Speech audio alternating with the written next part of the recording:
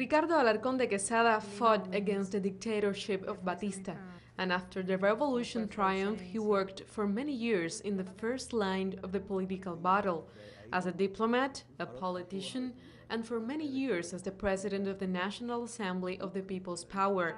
We visited him in his office to know how and why the Cuban Revolution survived the collapse of the Soviet Union, and we also asked him about the challenges of the democracy in this country. The media of the late 80s and the beginnings of the 90s repeated a lot the idea that after the collapse of the Soviet Union, the Cuban Revolution was ended. As a matter of fact, it was also a bet of a lot of American politicians that thought that Cuban Revolution was over, and they reinforced a lot of laws and created new ones to actually see the blockade stronger than ever. But the revolution did not end, and I would like a reflection about this of you, your opinion. Because the Cuban Revolution was not an offshoot of the October Revolution or the European Socialist camp. That's why, a while ago, I was emphasizing to you about the independence of Cuba as a key circumstance that was fully recognized by the Soviets. It is a problem with history some Americans have. Too much of a problem, unfortunately. As they carried out their anti-Cuban campaigns, among other things, describing us as puppets of the Soviet Union, logically, if the puppeteer falls, the puppets will fall also. But as that was not the case, it didn't happen. And I remember that during the Torricelli bill, someone in the House floor criticized it because it would harm U.S. relations with third countries. Essentially, the Torricelli bill was adding the trade ban between Cuba and U.S. subsidiaries in third countries. And Torricelli answered, it doesn't matter. Next year, this law will not be necessary because there will not be a revolutionary government in Cuba anymore. Those were his words, roughly. And we heard the same story from Helms 4 years later. They were absolutely convinced about that. They have taken their time until 2014 to realize what everybody knew, that Cuba is an independent country and not part of the United States, and has its own history, and also that the attempt to isolate it and make it go away had failed. The announcement came on December the 17th, and more recently the two flags were hoisted. There's something I told a person who asked me. When the American flag was hoisted in Havana, it didn't mean the U.S. was starting a new era in the Americas, but doing what all the other countries, without exceptions, had done before. The American flag was hoisted in a capital where, for a long time, each and all the flags of each and all the countries of Latin America and the Caribbean have been flying, besides Canada. I don't think there are many capitals where even the smallest island in the Caribbean has its representation. And Havana is also the only city on earth where, besides all that, there is also a mission representing the Puerto Rican people. It is run by the patriotic movement, but I frequently visit that mission and meet people there. And I have met annexionist, autonomist, and all kinds of leaders. For the Puerto Ricans, it is their embassy, their representation. Perhaps because of the fact that due to the colonial status of Puerto Rico, they cannot fly the Puerto Rican colors anywhere on the island, alone, but together with the U.S. flag. The only place where they can fly the Puerto Rican flag is here in Havana. So actually, it took the U.S. a long time and much effort to realize what was happening before its eyes, that its Cuba isolation policy had failed thunderously. Incidentally, I did like Secretary Kerry's reference to democracy. Apart from his intentions and so on, because there is also something which I believe should be remembered now, morally speaking, and it is that to isolate Cuba, the United States crushed democracy in Latin America. Eventually, in 1964, it managed that all countries, with the exception of Mexico, yielded to that policy and they severed relations. But to do it, they had to depose President Goulart in Brazil and impose a fascist dictatorship that was followed by others. That's the reality of the 60s. Latin American democracies fell one after the other and were replaced by the worst tyrannies because the U.S. wanted to have obedient governments which joined the effort to isolate, block, and destroy Cuba. That's what happened. The U.S. returned with its flag. Is a very important democratic event. Finally, they have decided to join the position of not the majority, but of all the other countries without exception. When you were the president of the parliament, from a moment in time, we saw you a lot leading a political fight for the returning of the Cuban Five who were imprisoned in the U.S. after manipulated trials. Once I was talking with the leader of the revolution about how complex that issue was, and he assigned me that task. And for a long time, I've got used to following his instructions. Una historia que felizmente para ellos y para el pueblo cubano. That was a story that ended happily. They're free now. There are a lot of smiles and spirit of victory. But the story of the Cuban Five had a cost, a high cost, and a lot of suffering from the families and the Cuban people. You talked about the Cuban Five so intensely during those years, so intensely that I would say you left the diplomat behind. You lived also the past, you lived the dictatorship during the Batista years. You lived the aggression of the Bay of Pig battle. You made history as part of the group of diplomats that were in the U.S. during the Carter years. You know this conflict between Cuba and the United States very well, and you suffered that as a diplomat, as a Cuban. And I would like your opinion about what's going on now, about the reestablishing of diplomatic relations, about the future with the United States. How do you make peace with a country that has made such a deep mark in our history, in the Cuban history?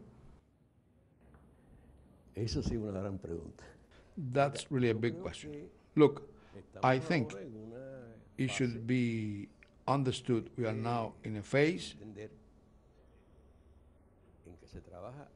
when there is work towards what is called a normalization of diplomatic relations. That has nothing to do with friendship, cooperation, or even good neighborhood. The U.S. is having normal diplomatic relations with countries, and it is even bugging the personal cell phones of their heads of state. Was the U.S. having normal diplomatic relations with Cuba before the triumph of the revolution? Just read the memoirs by Ambassador Smith, The Third Floor, where he admits that after Batista, he was man number 2 in Cuba. You may be generous, and Cuba, after all, was generous by accepting the resumption of formal diplomatic relations when there are the blockade and the Guantanamo base, and also a policy which has not been changed, or at least they haven't said they will change it, a policy of subversion, of changing the regime, as they say. I think it was a wise and smart move by President Raúl Castro and the government of Cuba. Why? Because it might lead, as it is leading to a process in which those other big hurdles would be surmounted. That will take time and it will be complicated. Let's hope such a point is reached during the present Obama administration, but it is very difficult to expect that this Congress will give Obama the approval for a full lifting of the blockade. But maybe one thing is taken out here, another there, and progress will be made in that direction. It is also very difficult to expect that a future administration can reverse the progress attained so far. Still, it is quite possible that they stop, stagnate, and complicate that process. But as to that, I disagree with some U.S. politicians. I believe history is very important. The past is important. But I even choose to think in terms of the future. We can normalize diplomatic relations. We can have them as before and so on. But don't you forget, we would continue being an island about which Thomas Jefferson, possibly one of the most brilliant figures among the generation of the so-called U.S. founding fathers, upon leaving the presidency in 1805, in a written message to the new president, he said that one of the things he regretted most was not being able to make Cuba part of the then nascent United States. Don't you forget that the Floridas at the time were not part of the American 13 colonies. They were still Spanish territories.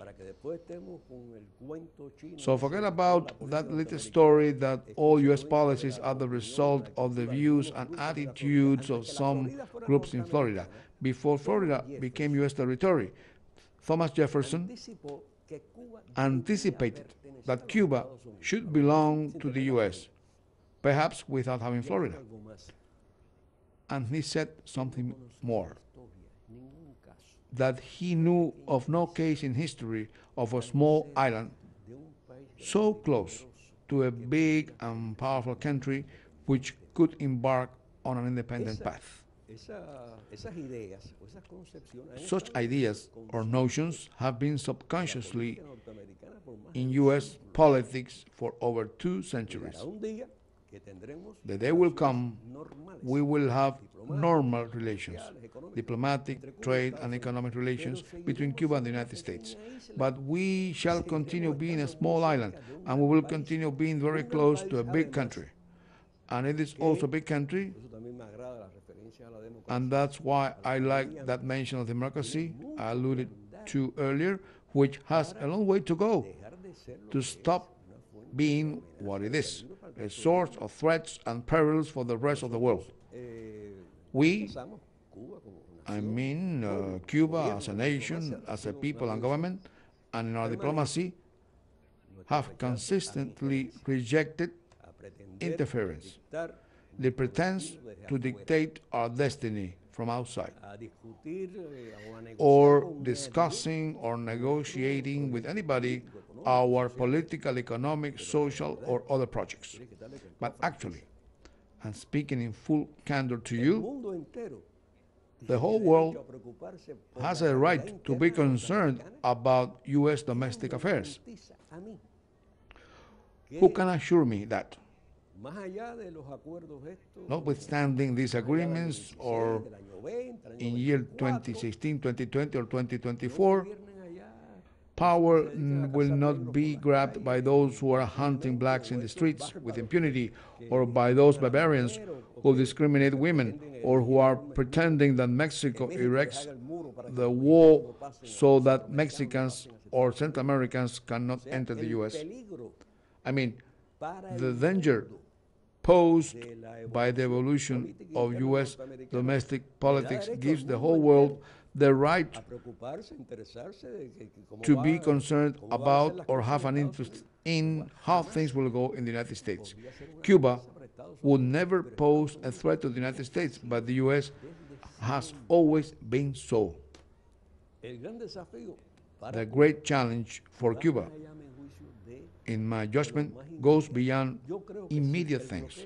I think that, yes, they will lift the blockade, or they will dismantle it gradually. I believe, and maybe it will come first, the Cuban travel ban will be lifted right away, or as President Obama has been trying to do it, that is, by giving licenses and so on.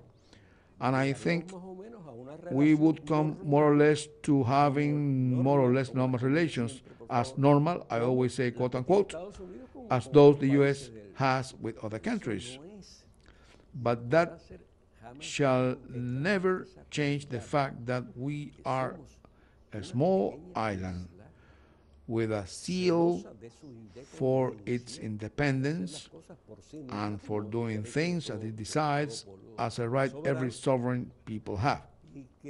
And as they won't move to another planet, nor will we will stay very close to a big power which by itself poses a threat to humanity. I'm not saying he's thinking of this administration or some politicians, but of the forces you see acting inside that country. Yo quisiera una reflexión suya. I would like your opinion about Cuba, not United States, even though our country is deeply related to the conflict with the United States. But you had a very important position during some years, a lot of years. You were the president of the Cuban National Assembly of the People's Power, our parliament, the Cuban parliament. There is a debate about the challenges of the future of Cuba. Very important debate, and I would say that has nothing to do with the visit of the State Secretary John Kerry, whatever the international press says about this. I want your opinion about this debate about the future. How do you think the Cuban democracy should improve in a near context in which the historic leadership, the revolution, won't lead the government anymore? How do you see, as being a man that knows the international field and also the internal, the domestic field in this area, how do you see the future, and what would you recommend it to change to see our democracy improved? Well, I could say that by enforcing the Constitution and the laws, by really enforcing them, everything is defined in the people's power system, but it must be said also that practical enforcement has met huge resistance before the introduction of the recent changes in the Cuban economy and before this rapprochement with the United States. During my terms as Speaker of the National Assembly, one of the things I enjoyed most was to go and attend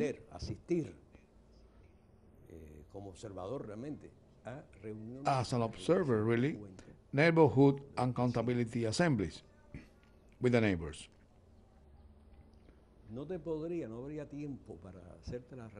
We have no time here for me to tell you about the many times I saw how a poor delegate had to complain in front of his voters about the absence at the meeting of one, two, three, or all the administrative officials responsible for things that were to be discussed there.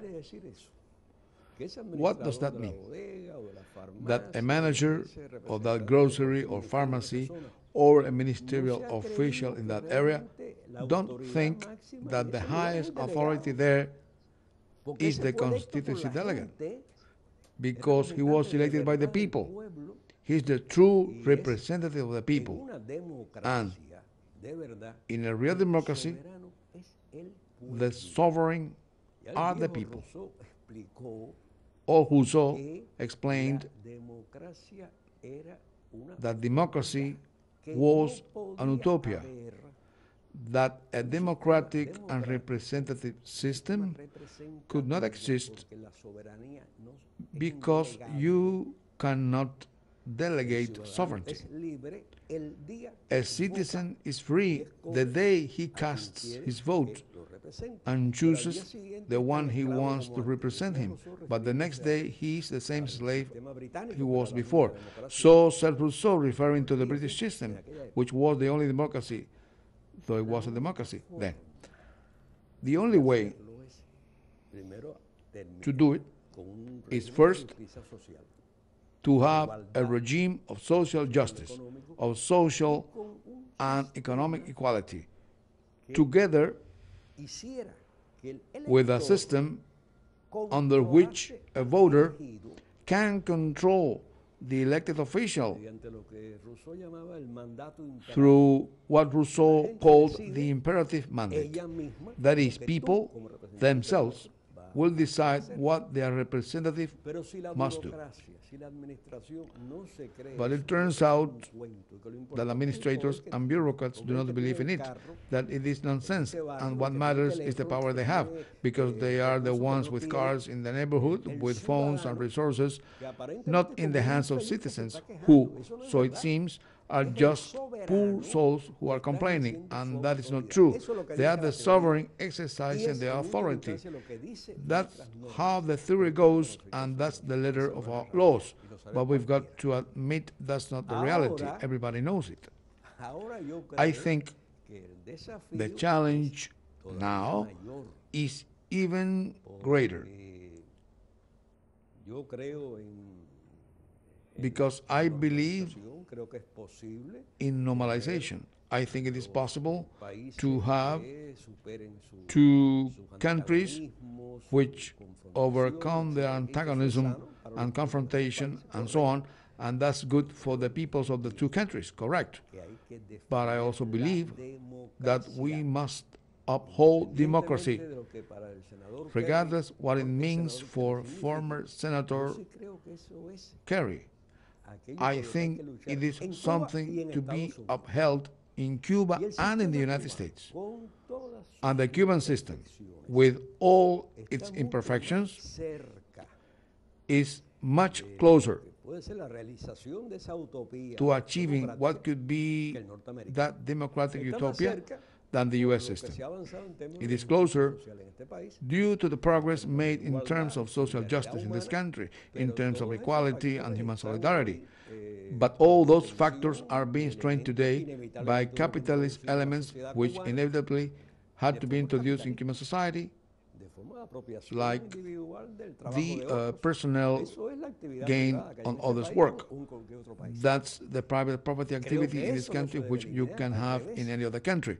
I don't think it should be eliminated, on the contrary, but it poses a bigger challenge as to the strengthening of a system which must be based on the leading roles of people, so that they control and exercise their sovereign rights on those they have elected and on the enterprises and institutions under their jurisdiction.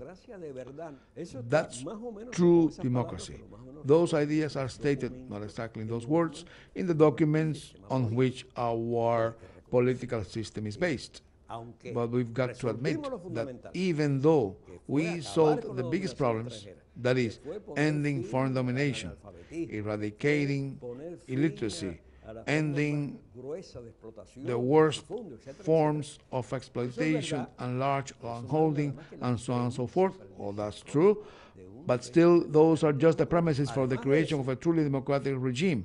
Besides, it must be understood also, so that this is not one-sided self-criticism, that our system did not develop under ideal conditions, but under the pressure, the stress, and the threat resulting from the permanent confrontation with the United States. If this confrontation sails into more civilized and quiet waters, we should avail ourselves of that, not to imitate a country that has little good things to imitate, but to strengthen our system and develop it for real and authentically, and give people the role they should play in a democracy, which is not.